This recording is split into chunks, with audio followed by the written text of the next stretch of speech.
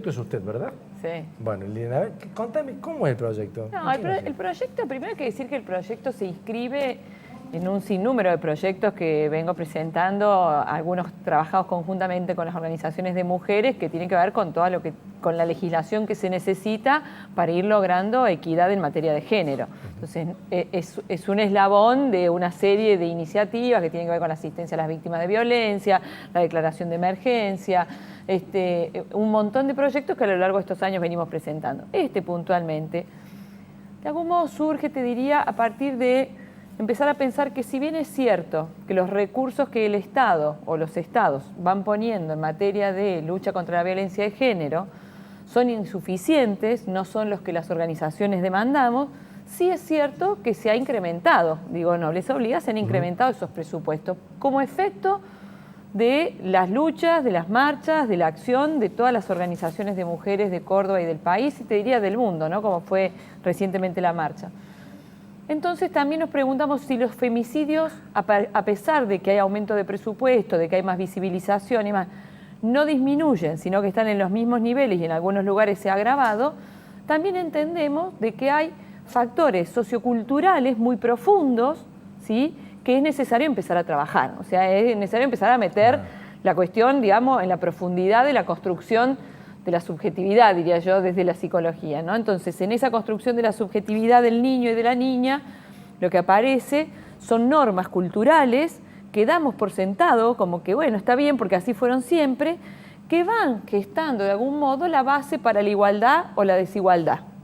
Entonces, en ese contexto, bien decías vos, Ricardo, recién el tema del guardapolvo blanco. Cuando surge el guardapolvo blanco en la Argentina, surge como un modo de borrar las diferencias en aquel momento entre clases sociales, ¿no es cierto? Es más, algunos reclaman que no haya, he escuchado a algunos, que no haya uniforme. Eso sería, para mí me parece que sería más desigualdad que igualdad. Lo que debería tener que competir con los privados. El guardapolvo iguala en ese momento las clases sociales.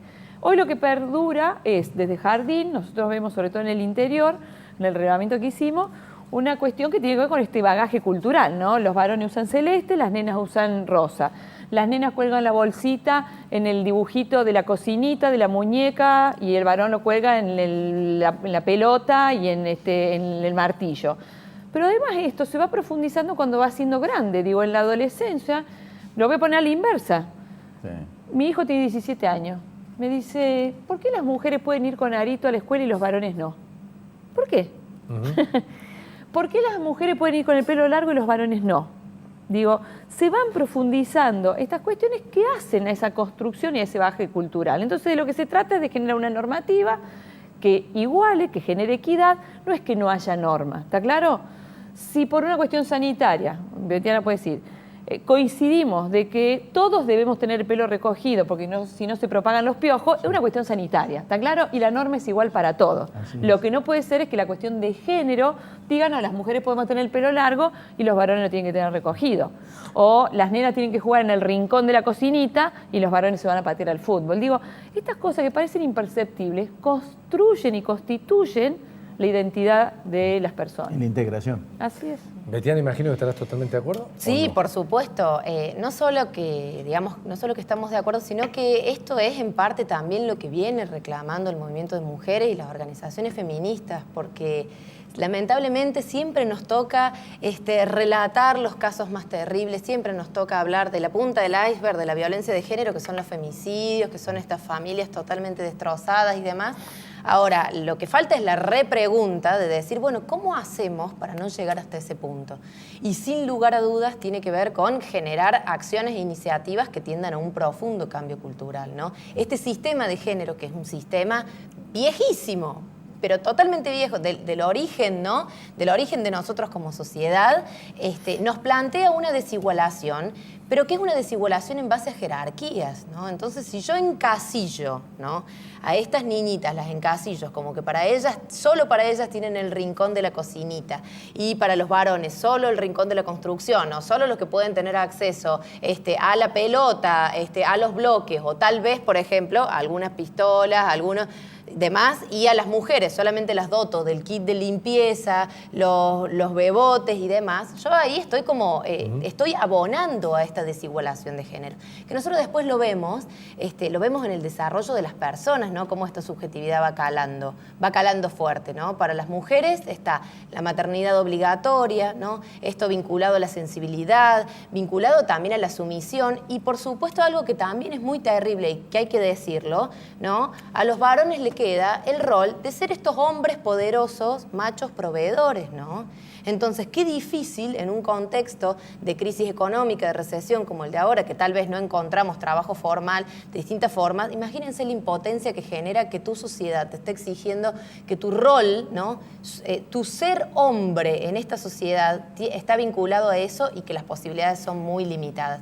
Nosotros ahí es cuando lo vinculamos a todo lo que tiene que ver con salud y género, porque aparte, no solamente desde la, digamos, desde la identidad de género, de hombre o de mujer, sino también de toda la variedad que tenemos de identidades de género y de orientaciones sexuales, ¿no? Porque esto que decía Liliana es muy importante. Qué difícil es cuando estas estructuras que son muy invisibles, son imperceptibles, probablemente no están escritas en ningún lado, ¿no? Pero qué difícil que son cuando condicionan a los niños, las niñas y a los adolescentes, ¿no? Cuando condicionan de que si vos tenés el pelo largo, tal vez te empiezan a decir, por ejemplo, vulgarmente, maricón. Si vos sos nena y te gusta jugar al fútbol y te gusta tener el pelo corto, vas a ser una machona, ¿no? Entonces, esto es terrible, esto ya lo ha revisado muchísimo el resto del mundo. Es una parte, digamos, tal vez es la parte más profunda. Y el problema es la parte que necesita mayor voluntad política para llevarse a cabo. Ahora, porque con esto no cortamos ninguna cinta ni inauguramos nada. Esto es un cambio paulatino, profundo, en todos los espacios de institucionalización. Ahora, ¿cuándo se rompe? Porque este es un problema cultural. ¿Cuándo se rompe precisamente ese problema cultural? Porque Pepe me decía, medio en broma, pero también con cierto grado de seriedad, cuando yo iba a la escuela, nosotros dialogábamos con las compañeras, charlamos con compañeras, jugábamos al fútbol, pero conversábamos con ellas, charlábamos, jugábamos con ellas, inclusive muchas veces se jugaba a juegos en conjunto. Y en algún momento esto se rompió. ¿Cuándo se rompió? Claro. Sí, se rompió, en realidad la sociedad patriarcal es una cuestión histórica, digamos. Una cosa es jugar y otra cosa es aceptar los distintos roles, porque esto que decía Betiana, si yo a una mujer le digo que su rol es estar en la cocina, limpiar, cuando esta mujer llega a la adolescencia, principalmente es donde se da el punto de quiebre, ¿no? Donde todos empezamos a cuestionar lo dado, digamos. La adolescencia es eso, es una segunda construcción de identidad, si se quiere. Cuando esa mujer se subleva contra esos roles asignados, aparecen muchas de estas cuestiones de violencia de género, porque a la mujer le enseñaron además que tiene que tolerar, que tiene que quedarse en su casa. Entonces cuando la mujer dice, no, yo no quiero hacer esto, yo quiero hacer otra cosa, aparece el varón al que también, como bien dice Betiana, le enseñaron que debía hacer otra cosa, a reclamar porque no ocupa su rol. En esto me parece que lo que hay que pensar no es cuándo se rompió, Ricardo. La sociedad patriarcal es histórica, es mundial, digamos, y lo que nunca se cuestionó son cuáles eran estos mandatos sociales. Esto no quiere decir que antes no jugábamos juntos. Lo que decíamos es, sí, jugábamos juntos. Yo iba, me acuerdo, mi mamá me mandaba a catequesis y jugaba en el patio al fútbol con los varones, pero eso no me sacaba del rol de que se me tenía asignado, ¿no? Entonces me parece que tiene que ver con esas cuestiones. Les pregunto esto a las dos. ¿Cómo lo visualizan ustedes en estos cambios que vos decías lentos van a ser o no? ¿Cómo lo ven en los más jóvenes? Yo lo digo, y lo digo con sinceridad, me parece que con Ricardo tenemos generacionalmente un poco año más, poco año menos entre nosotros, pero vivimos esa sociedad patriarcal y machista. Sí, por supuesto. Me imagino chicos de 25, 30 años ya es distinto. Bueno, estamos en un momento, sin lugar a dudas, estamos en un momento de transición social y los y las jóvenes, los y las niñas son los que justamente están entendiendo esto y tal vez ellos son los que tienen la mayor demanda. Digo, la marcha pasada del 8 de marzo, si nosotros veíamos la diversidad de personas que expresaban de distintas formas esto que tiene que ver con cómo rompemos los roles, los estereotipos, lo que viene, nos habla de que estamos en una sociedad que hoy por hoy está en permanente cambio. En esto tienen que ver mucho las redes sociales, tienen que ver mucho los medios de comunicación. Entonces nosotros tenemos que ayornar, sobre todo las instituciones socializadoras por excelencia. Entonces tenemos que ayornar la escuela pública, tenemos que ayornar las instituciones de salud, ¿no? ¿Cómo va a ayornar la escuela privada que es la que va las con escuelas- un las escuelas uniforme privadas? para No, ser pero mira, distintivo de en las eso, otras? Ricardo, vos sabés que me han preguntado, y yo creo que hay que ser claro en eso. La educación en Argentina es pública. Lo que tiene es una diferenciación entre la gestión. La gestión puede ser gestión pública o gestión privada. Cuando hay una normativa, la tiene que seguir todo el mundo. Entonces, no es que yo soy escuela privada y voy a hacer lo que quiero. Sí. Las normativas en relación a la educación atraviesan por igual a la educación de gestión pública como la de gestión privada.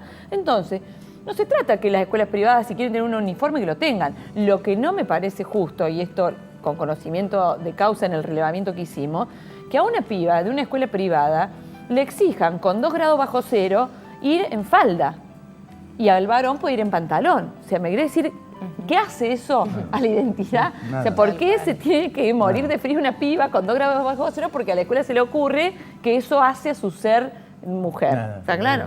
Está claro. Bueno, Es lo mismo que cuando nos prohibían los viejos andar con el pantalón largo. Claro. Iba el Sí, 9 de claro. julio, las piernas moradas. Bueno, hay colegios que a los pibes no los dejan ir en short a determinada edad, hacer educación física. Yo quiero decir algo, digo, hay que poner atención en todas estas iniciativas. Eso es lo que le está faltando como política de Estado a este gobierno provincial. Recordemos que hace 12 años tenemos sancionada la Ley de Educación Sexual sí. Integral sí. y no Poco aplicada. se aplica, no se aplica. Y estos elementos están ahí. contempladas en esa ley, ¿no? Y es una ley nacional. Entonces, por eso decimos, falta voluntad política de justamente de ir a los cambios más de raíz que tienen que ver con esto de poder lograr la equidad de género, ¿no?